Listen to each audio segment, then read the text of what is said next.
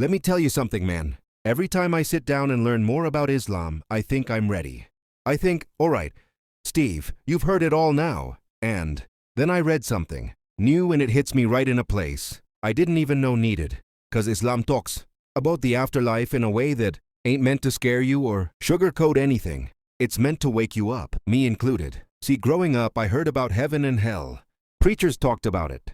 My mama talked about it. But when I started reading how Islam describes it, I realized something. This ain't just some faraway idea you talk about on Sundays. Muslims look at it like it's real, like it's close, like it's something you prepare for with every step you take in this life. And the more I learned, the more I understood why Islam don't play when it comes to clarity. It tells you exactly what life is, exactly what death is, and exactly what comes after. And not in some confusing, mysterious way, but in a way that makes you sit back and think, wow, this matters. Every move I make matters. So today, I want to talk about that. About how Islam describes heaven, the place of peace, reward, and joy, and hell, the place of consequence, regret, and facing the truth of what you chose in this life. And when I say describe, I mean describe, man, not metaphors, not vague clues. Islam lays it out with detail.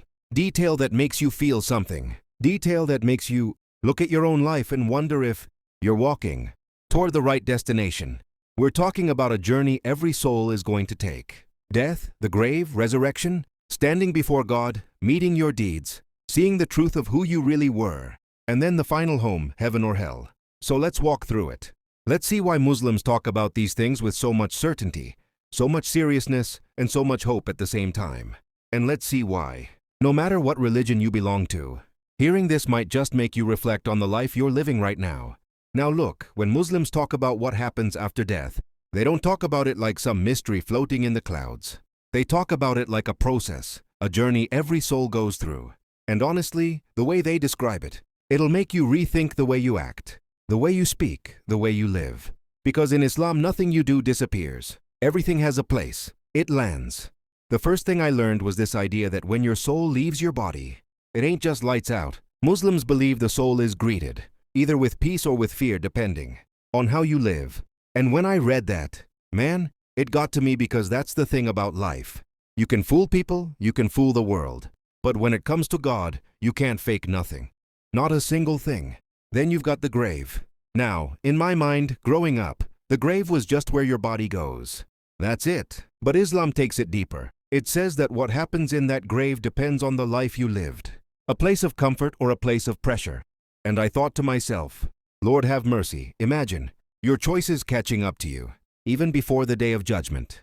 But the part that really hit me was this. Muslims believe you meet your deeds. Not your bank account, not your popularity, not your status. Your deeds, the things you said, the things you did, the goods you gave, the harm you caused.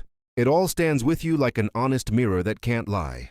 And man, that's powerful, because every one of us knows we've done things we regret and things we're proud of. Islam says they all show up. Then comes the resurrection, a moment. Muslims believe the entire world will rise back up. Every soul, every nation, every generation, all standing at the same time waiting for judgment.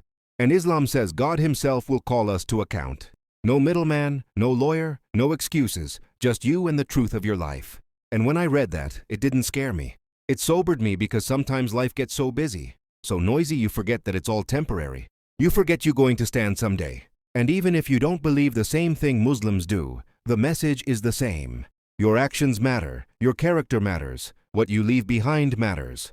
And then Islam talks about something beautiful, the mercy of God, how even the smallest good deed you did, even a smile, a kind word, a prayer you've whispered in pain, it's all counted. Nothing is lost, nothing is wasted. And when I saw that, I thought, man, that's hope. That's love. That's a Lord who sees everything, even the stuff nobody else saw. But after mercy comes justice. And justice is serious. Islam, don't shy away from it. It says you will see what you earned. You will stand for what you chose. Heaven ain't random and hell ain't unfair. They're the results of the life you walked. And let me tell you something. Reading those descriptions of heaven and hell, it shook me. Not because they were scary, but because they were real, vivid detail. It makes you think twice before hurting somebody. Think twice before lying. Think twice before giving in to temptation. Because Islam paints a picture of the afterlife that is so clear, so structured. You start feeling like you already know the path you're walking toward. So by the time Muslims talk about heaven and hell themselves, You're already invested. You already feel the weight of life. You already see why every Muslim, no matter how imperfect, keeps coming back to prayer, to repentance, to striving.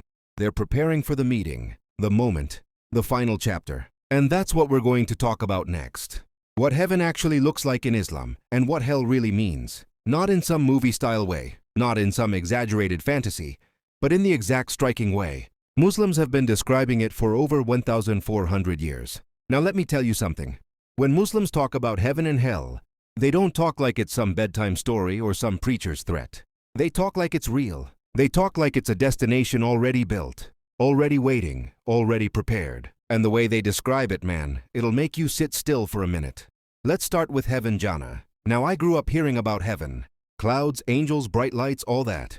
But in Islam, heaven is described like a place you can almost smell. A place you can almost feel if you close your eyes. Rivers not of water, but rivers of milk, honey, pure drink flowing underneath. Gardens so peaceful you don't even know what stress is anymore. Every shade, every breeze, every sound calm, no sadness, no fear. No sickness, no bills, no pain. Nothing from this world that weighs you down. And here's what hit me.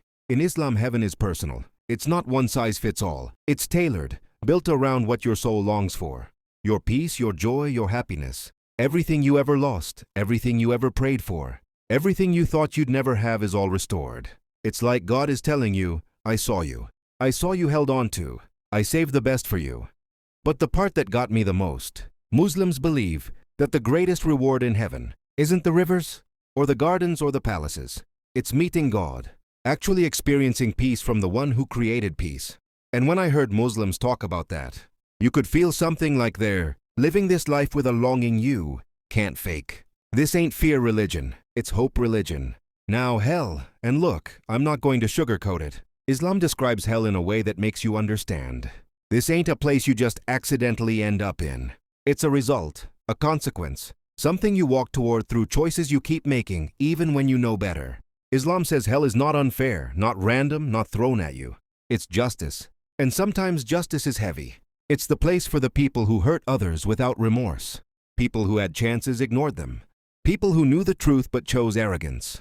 People who use power to crush, use money to corrupt, use their tongue to destroy. And man, when you hear that, you stop thinking of hell like some cartoon fire pit. You see it like a courtroom where truth finally stands up straight.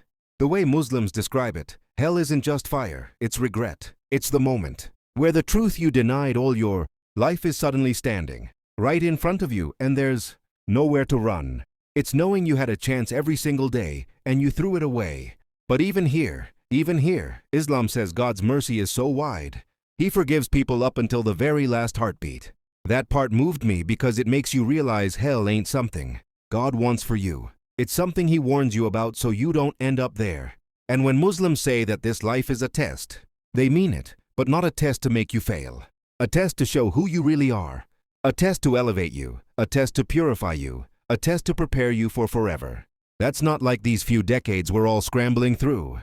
So when you hear Muslims talk about heaven and hell, it's not doom and gloom. It's direction. It's purpose.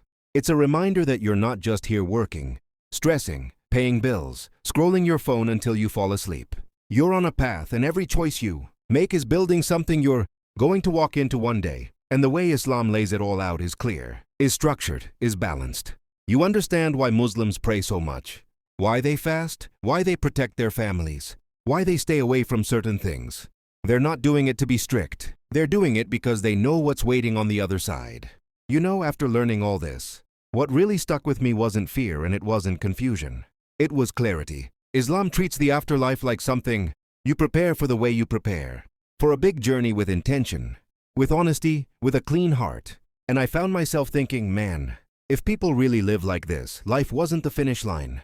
Maybe we treat each other a whole lot better. Because here's the truth. Whether you believe exactly what Muslims believe, or you come from a different background, all of us feel that tug inside. That feeling that this world ain't all there is. And Islam doesn't shy away from that. It explains it. It gives it shape. It gives it meaning. Heaven isn't just a reward. It's the fulfillment of every good thing your soul ever hoped for. And hell, that's the weight of choices that were never corrected. And somewhere in between all that, you find yourself looking at your own life a little different. You start thinking about the people you've hurt, The people you've loved, the chances you miss, the blessings you overlook. You start thinking about what really matters.